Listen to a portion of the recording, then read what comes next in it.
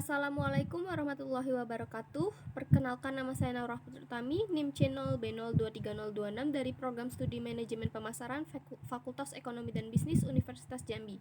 Di sini saya akan mempresentasikan tugas mata kuliah perpajakan tentang pengertian KUP, hak dan kewajiban wajib pajak dan fiskus, dan NPWP dan NPPKP. Yang pertama adalah pengertian KUP. KUP atau Ketentuan Umum dan Tata Cara Perpajakan adalah hukum formal yang berisikan peraturan-peraturan mengenai tata cara pelaksanaan pemungutan pajak oleh negara. Pelaksanaan pemungutan pajak oleh negara meliputi tata cara wajib pajak, memenuhi hak dan kewajiban perpajakannya. Kemudian ada hak dan kewajiban wajib pajak dan fiskus. Nah, wajib pajak sendiri adalah orang pribadi ataupun badan yang meliputi pembayar pajak, pemotong atau pemotong pajak dan pemungut pajak yang mempunyai hak dan kewajiban perpajakan sesuai dengan ketentuan peraturan perundang-undangan perpajakan. Sedangkan fiskus sendiri adalah badan atau petugas yang memiliki wewenang untuk melakukan pemungutan pajak atau iuran wajib pajak. Yang pertama ada hak wajib pajak. Hak wajib pajak sendiri terdiri dari 12 hak. Yang pertama adalah hak pada saat wajib pajak dilakukan pemeriksaan. Yang kedua, hak mengajukan keberatan, banding dan peninjauan kembali. Yang ketiga, hak atas kelebihan pembayaran pajak. Yang keempat, hak atas pengembalian pendahuluan kelebihan pembayaran pajak. Yang kelima, hak atas pengangsuran dan penundaan pembayaran. Yang keenam, hak atas kerahasiaan. Yang ketujuh, hak atas pengurangan pajak bumi bangunan atau PBB. Yang kedelapan, hak atas penundaan pelaporan surat pemberitahuan tahunan atau SPT. Yang kesembilan, hak atas pembebasan pajak. Yang ke-10, hak atas pengurangan pajak penghasilan atau PPh pasal 25. Yang ke-11 adalah hak atas intensif perpajakan. Dan yang ke-12, hak atas pajak yang ditanggung pemerintah. Selanjutnya adalah kewajiban wajib pajak yang terdiri dari 4. Yang pertama adalah kewajiban mendaftarkan diri. Nah, wajib pajak harus mendaftarkan diri untuk mendapatkan nomor pokok wajib pajak atau NPWP di kantor pelayanan pajak atau kantor pelayanan penyuluhan dan konsultasi perpajakan. Yang kedua adalah memberikan data. Wajib pajak wajib menyampaikan informasi orang pribadi atau badan yang menggambarkan kegiatan atau usaha peredaran usaha, termasuk nasabah debitur, data transaksi keuangan, dan lain sebagainya. Yang ketiga adalah kewajiban pembayaran, pemungutan dan pemotongan atau pemungutan dan pelaporan pajak. Nah, karena Indonesia mengandung sistem self-assessment system, maka wajib pajak wajib untuk melakukan pembayaran, pemotongan atau pemungutan dan pelaporan pajaknya secara mandiri. Yang keempat adalah kewajiban pemeriksaan. Nah, wajib pajak yang tidak mengikuti peraturan atau tidak menjalankan kewajibannya wajib untuk memenuhi panggilan untuk menghadiri pemeriksaan, memberikan izin untuk memasuki ruangan atau tempat yang dirasa perlu diperiksa, dan memberikan keterangan apabila diperlukan.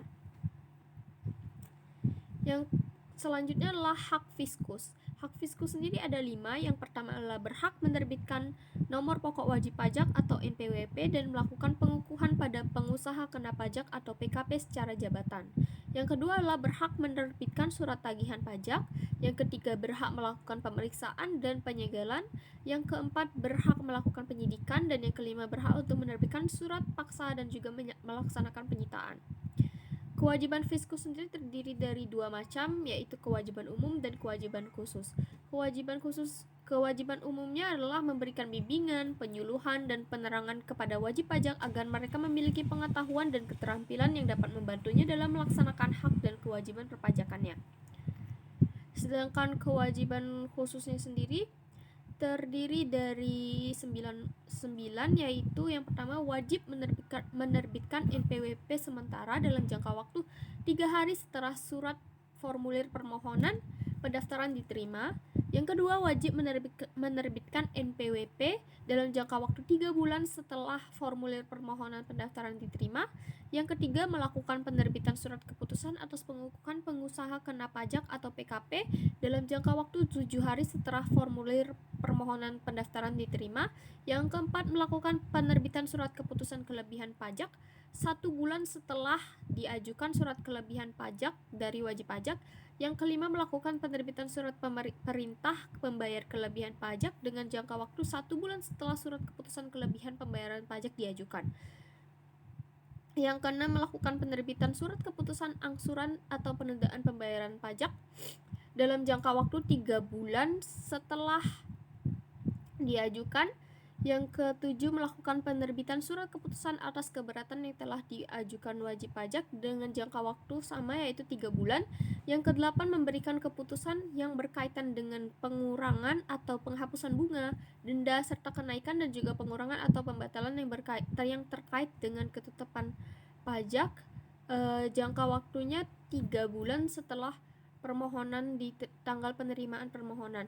Yang kesembilan, wajib merahasiakan data atau informasi yang berkaitan dengan wajib pajak. Yang terakhir adalah NPWP dan NPPKP. NPWP adalah singkatan dari nomor pokok wajib pajak, yaitu nomor yang diberikan kepada wajib pajak untuk sarana dalam administrasi perpajakan sebagai tanda pengenal atau identitas diri dari wajib pajak dalam memenuhi hak dan kewajibannya. Nah, NPWP sendiri itu dibagi menjadi dua, yaitu NPWP pribadi dan NPWP badan. NPWP pribadi ini digunakan untuk orang pribadi, sedangkan NPWP badan digunakan untuk badan usaha atau perusahaan yang telah mendapatkan pendapatan atau hasil keuntungan. Nah, orang yang wajib memiliki NPWP dibagi menjadi 7. Yang pertama, orang pribadi, yaitu setiap wajib pajak wajib memiliki NPWP setiap individunya yang sudah memiliki penghasilan. Nah, penghasilan sendiri itu bersyarat gajinya 4,5 juta per bulan. Yang kedua adalah hidup berpisah, yaitu mantan pasangan suami istri yang sudah memutuskan untuk bercerai. Nah, kalau mereka keduanya memiliki gaji di atas 4,5 juta, maka masing-masing wajib memiliki NPWP. Yang ketiga adalah pisah harta, yaitu suami istri yang tidak bercerai namun menyepakati pemisahan kekayaan sejak awal menikah. Jika keduanya memiliki gaji di atas 4,5 juta, maka keduanya wajib memiliki NPWP dan membayar pajaknya masing-masing. Yang keempat adalah memilih terpisah. Ini tuh negara membuka opsi untuk seorang wanita berkeluarga yang ingin membayar pajaknya terpisah dari suaminya. Yang kelima adalah warisan belum terbagi. Yang ini adalah untuk orang yang sudah meninggal tetapi belum membagikan harta warisannya pada orang lain. Yang keenam adalah badan usaha. Yang ketujuh adalah penyelenggara kegiatan.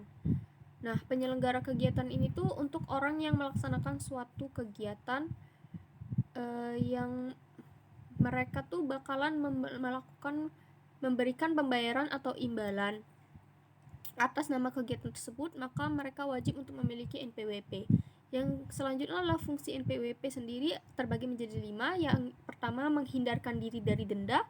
Yang kedua, mempermudah pengajuan kredit. Yang ketiga, membantu dalam membuat surat izin usaha. Yang keempat, sebagai syarat dalam pembuatan rekening bank. Dan yang kelima, sebagai syarat pencairan dana dari negara. Selanjutnya adalah NPPKP. Nomor pengukuhan PKP merupakan nomor identitas pengusaha kena pajak atau PKP yang disematkan saat pengusaha dikukuhkan sebagai PKP lewat surat pengukuhan PKP. Fungsi NPPKP yang pertama adalah sebagai identitas PKP yang bersangkutan selain NPWP. Yang kedua, sebagai penanda bagi PKP yang memilih untuk melaksanakan hak dan kewajiban di bidang pajak pertambahan nilai atau PPN dan pajak penjualan atas barang mewah atau PPNBM. Yang ketiga, sebagai pengawasan administrasi perpajakan. Nah, kewajiban yang melekat pada NPPKP terdiri dari 3. Yang pertama, memungut pajak terutang. Yang kedua, menyetorkan PPN yang masih harus dibayar dalam hal pajak keluaran lebih besar dari pajak masukan yang dapat dikreditkan, serta menyetorkan PPNBM terutang.